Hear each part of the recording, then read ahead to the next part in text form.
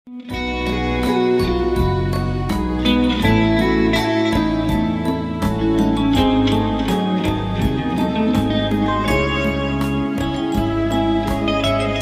นดินถิ่นใด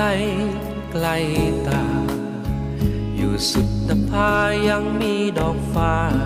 สวยงามหากใครได้เห็นสิไหลลงเฝ้าฝันพะวงลงติดตามสาวเอ๋ยสาวงามงามเหลือตางามจริงดังคำเข้าชม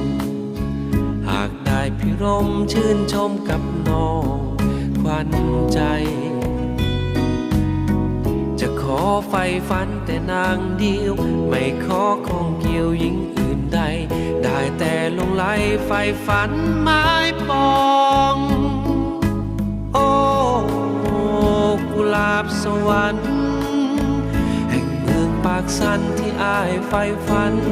ไม้ปองใจอ้ายหวังแต่เพียงประคองกุหลาบเปล่งสีดังทองเมื่อยามแสงส่องจากดวงสุรี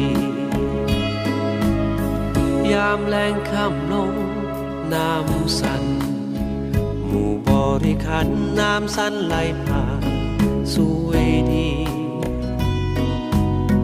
มองเห็นมัจฉาว่ายล่องลอยผูกปลาใหญ่น้อยลอยเล่นดี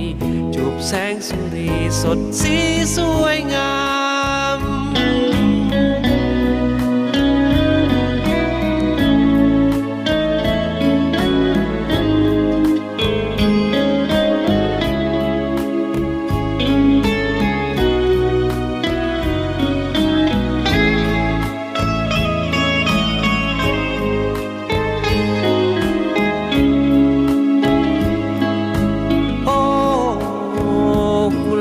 สวรรค์